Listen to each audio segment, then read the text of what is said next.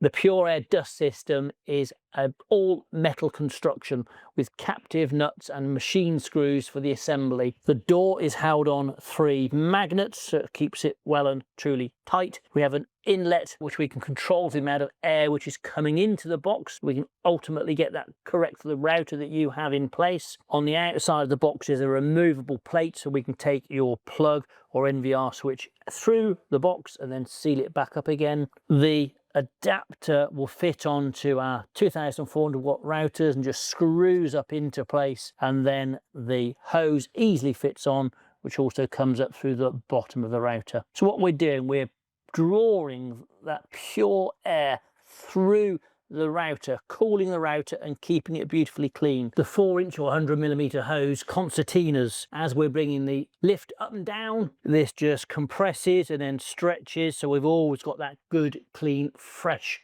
pure air flow through the router.